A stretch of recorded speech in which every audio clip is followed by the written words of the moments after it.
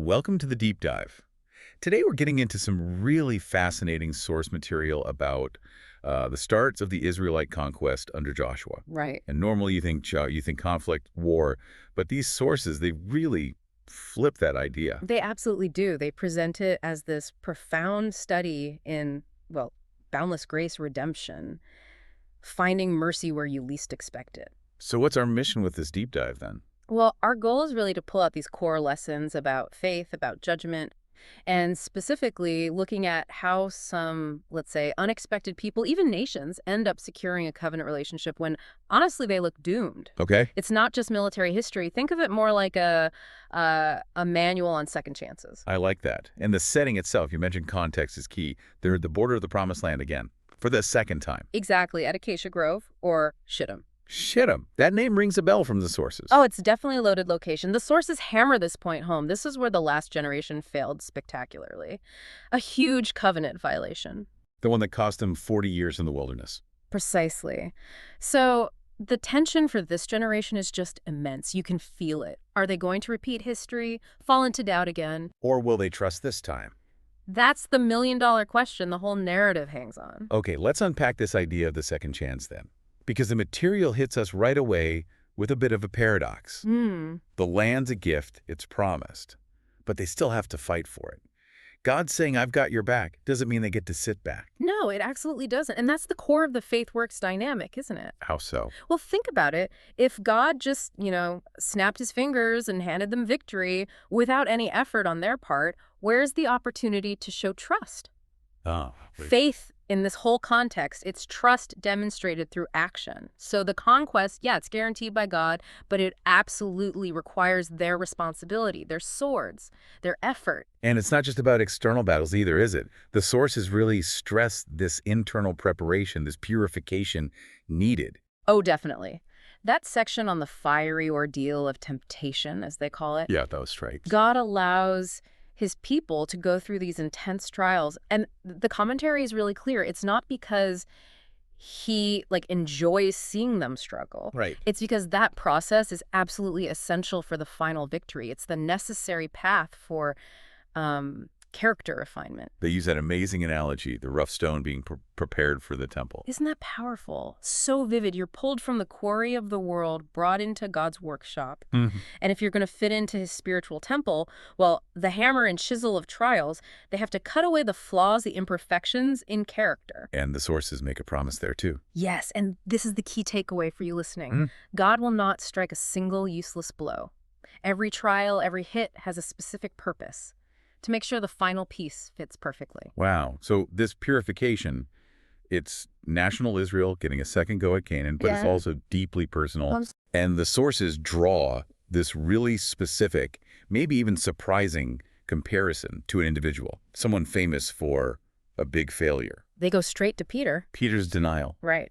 After denying Jesus 3 times, Peter gets that second chance. He's restored through grace. And the sources use that example to show that God's grace isn't just a one-off pardon. It's a fresh start. A complete fresh start, multiple times even. So what Israel got as a nation, another shot at the covenant Peter got personally, it just shows how grace works, Same principle for one person or a whole community. That really helps frame what grace means here, getting what you definitely don't deserve. Fundamentally, yes. Okay, so let's zoom in now from the big picture, the nation, down to the first specific mission that really kicks off the conquest. Joshua sending 2 spies from Shittim. Right, and this itself is a huge shift from the past. How so? Remember the first generation? They saw God's power firsthand, the Red Sea parting, all of it, and they still failed to trust. This new generation, they're acting based on what they hear. Reports of God's power. They're moving by faith, not by sight. A key difference. A massive difference. And sending 2 spies? Well, maybe that echoes the 2 faithful spies from the first time around, Joshua and Caleb, who brought back the good report. Interesting. But the real bombshell in this spy mission, the focus of the sources, is Rahab. Oh, absolutely. Rahab. I mean, think about her situation. A Canaanite woman. The sources note her profession, a harlot. Living in Jericho, a city described as deeply sinful, marked for destruction. Everything is stacked against her. Yet she becomes the key figure, the agent of salvation for these spies. Her choice is just radical. It speaks volumes about the reach of grace, doesn't it? She decides to go against her entire culture, her city, everything she knows. And throws her lot in with Israel. Exactly. And what's so fascinating, and the sources highlight this, is where she makes her big confession of faith. Tell us about that. She says, "The Lord your God, he is God in heaven above and on earth beneath." A huge declaration. But she says it on her roof. Why does the roof matter? Because in that culture, the roof was often used for pagan worship, praying to celestial gods, burning incense to the stars, that kind of thing. So by making that specific declaration there on the roof, she's doing way more than just stating a fact. She's actively repudiating her old religion. She's saying Yahweh is supreme over everything, the highest heavens, the lowest earth. It's a deliberate act. Absolutely. Premeditated. A conscious transfer of allegiance. Really powerful. But then we hit the tricky part, and the sources definitely wrestle with this. The lie. Yeah, she lies to the king's men to protect the spies. Now, the New Testament later commends her faith, her actions giving them shelter, helping them escape. Right. Hebrews 11, James 2.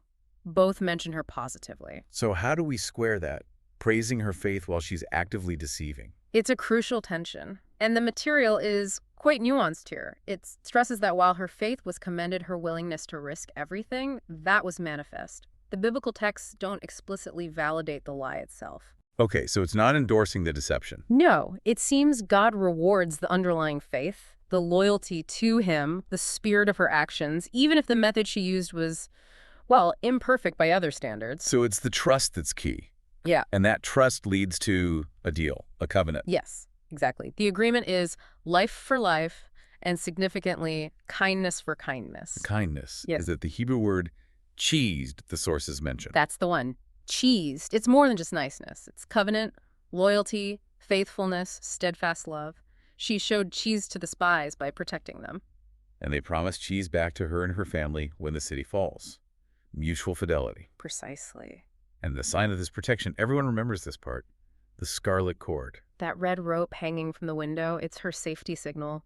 And our sources make this incredibly powerful connection. Back to Egypt. Back to the Passover, Exodus 12. Just like the blood on the doorpost protected the Israelites from the destroyer. Right. That scarlet cord is Rahab's blood on the doorpost moment. It's her sign of being covered, protected through her association with God's plan. And when you look at her whole story, the long arc, the grace involved is just staggering. It's utterly transformative. Rahab doesn't just survive Jericho's fall. She's fully integrated, assimilated into Israel. She marries into the tribe of Judah. Marries Salmon, becomes the mother of Boaz. Think about that lineage. Boaz, who marries Ruth. Leading directly to King David, and eventually to the Messiah. Wow. So this Canaanite woman, from a city devoted to destruction, becomes a vital link in the royal line. It's just an incredible testament to God's purpose being integration and redemption, not just exclusion. That is profound. Okay, so from Rahab, this individual act of courage and faith, we shift gears completely. Right. To the Gibeonites. Yeah. A whole group of people, but their approach to getting grace is, well, very different. Less honest. Yes, this is a calculated political maneuver, very different from Rahab's personal spiritual confession. The Gibeonites, they're an entire people group. They hear about Israel's victories. They know they're on the list for destruction. So they panic. They strategize. Instead of fighting, they decide to seek an alliance through trickery, a complete ruse to save their own skins. And they really commit to the act, don't they? Yeah. Showing up looking like they've trekked for months. Oh, it's theater. Old, worn-out clothes, moldy bread, wineskins, all patched up. It's designed to look like they've come from a really distant land, not nearby Canaan. To evoke pity and imply they aren't part of the local threat. Exactly. And the sources use a specific telling word to describe their cunning approach. Arma. Arma. Where have we heard that before? Genesis 3. It's the same root word used to describe the serpent in the garden. Whoa. Okay, that's a big red flag. Huge. It signals immediately that while their motive might be understandable self-preservation, their method is fundamentally deceptive, manipulative. Now, interestingly, like Rahab, the Gibeonite speech does acknowledge God's power, what he did in Egypt. Yes, they use the right language, referencing God's mighty acts. Yeah, Israel falls for it. What was the mistake? Where did the leaders go wrong? Their critical error was procedural, and it was a failure of leadership. They were supposed to consult God before making treaties with anyone. And they didn't. They didn't. They relied on their own judgment, their own senses. One source puts it so brilliantly. The leaders tasted the aged bread with their mouths instead of asking the mouth of the Lord. Wow. They literally tasted the evidence instead of seeking divine guidance. They went with the physical proof right in front of them, rather than pausing to ask God. And the consequence of that mistake is immediate and irreversible. Absolutely. The leaders swore an oath in the name of the Lord. A binding oath. That's the core of the problem. Once sworn in God's name, that oath was sacred, unbreakable, even though it was based on deception. So Israel is stuck. Completely stuck, caught between two biblical commands: destroy the Canaanites, but honor oaths made in God's name.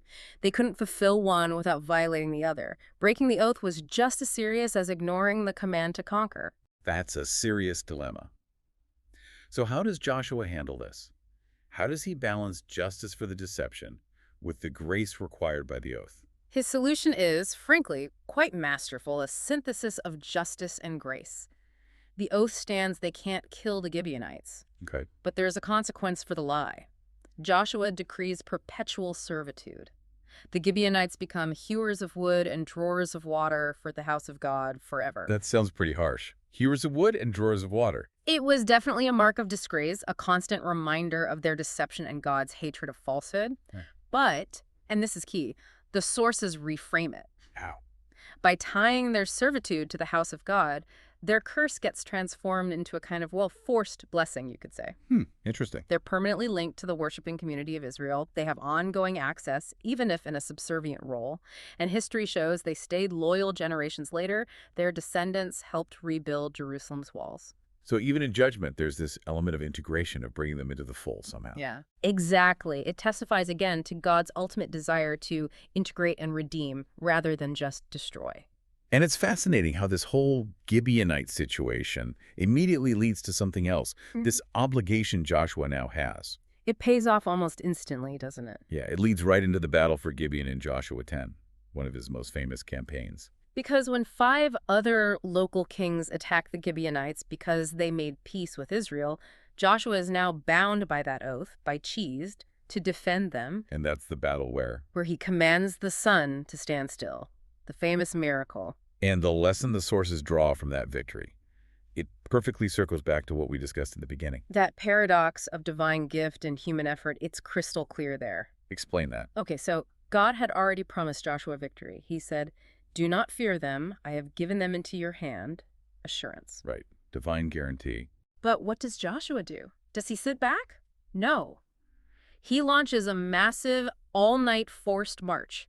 An all-out military assault. He puts in maximum human effort, acting as if everything depends entirely on him and his army. Okay, so the effort is there. Intense effort. And then, in the heat of battle, having done everything humanly possible, then he cries out in faith for divine intervention. Command the sun to stand still. And that's the secret of success revealed right there. The powerful union of divine power with tireless human effort. The sources say the man bold enough to command the sun was the same man who would lie flat on the ground in prayer, seeking God. The men of prayer or the men of power. That's the line they use. It's that combination. So let's try and bring these threads together. We have Rahab, the individual courageous convert from outside. We have the Gibeonites, the deceitful group who find a place through, well, cunning and an oath. Yeah.